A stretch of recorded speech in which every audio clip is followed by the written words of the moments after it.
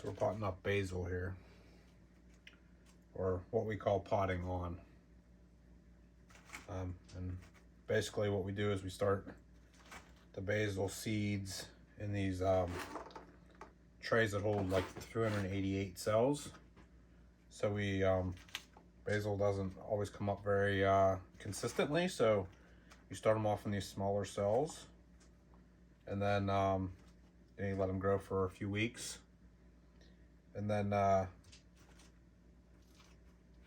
prick them out basically, and you're pulling out like a tiny plant. I don't know if you can see that or not, but pulling out the tiny plants, and then we're potting them on into another cell flat. The cell flat's about 100 cells per flat, so it takes about 3 of these flats for every 288 that we sow. So we're gonna kind of limit it on space here, especially early in the season whenever it's still cold outside. As you can see behind me, there's this is kind of our seed setup. Starting, we have 5 shelves, and you can fit eight trays on each shelf. So we can do 40 trays of plants here.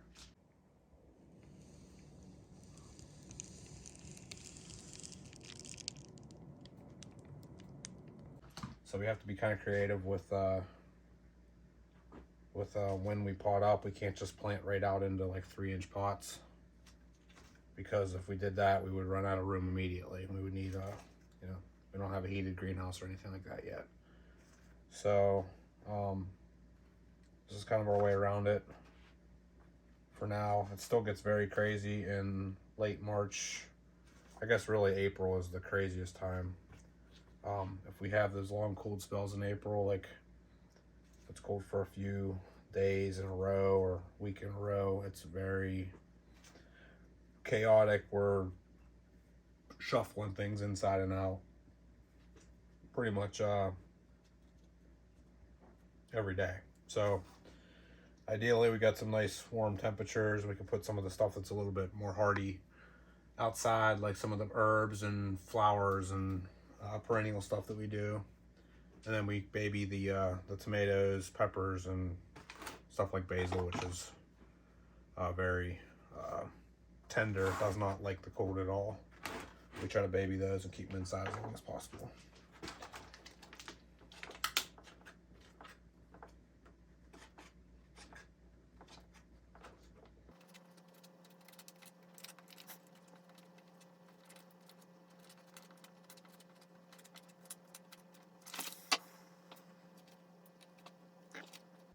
This basil is both for the farm and for our seedling sale.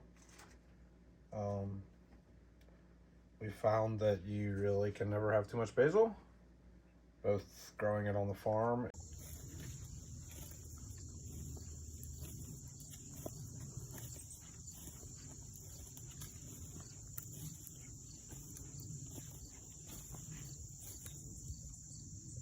and having it in pots. It kind of sells itself. I mean, who can pass that up when they walk past the farmer's market stand and there's a 3-inch pot of basil sitting there, right? And then for the farm, like we partner up with a couple different, I guess, wholesale restaurant customers. Yoli's, shout out to Ben.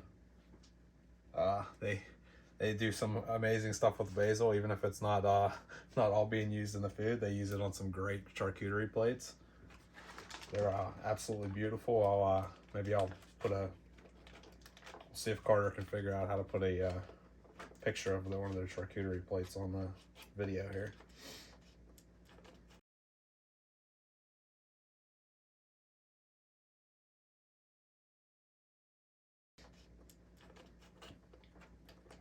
But yeah, he's awesome. He basically says, "What do you got extra that me and Beth can put on our plates and make look beautiful?" And they sure do.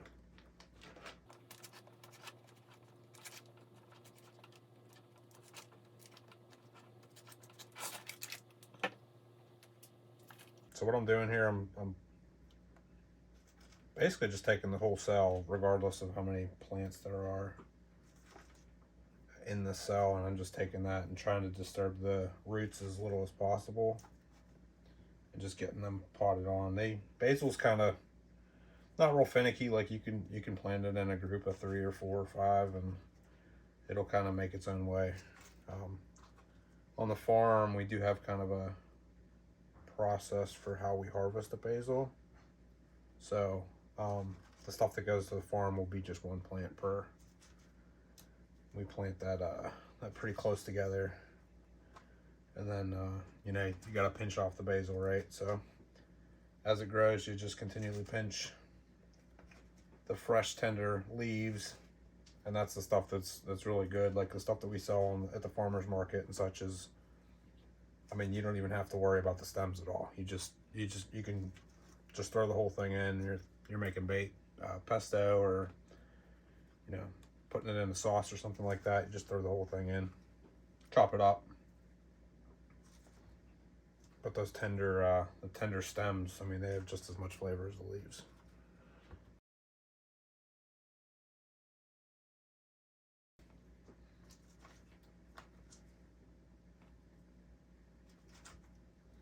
So that's about it. I'm gonna wrap up the rest of this tray here, and yeah, we'll see you on the next one.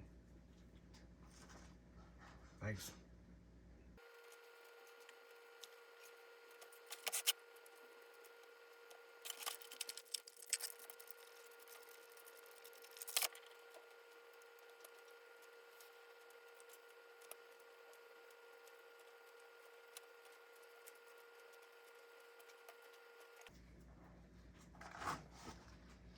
Wish you guys can smell that.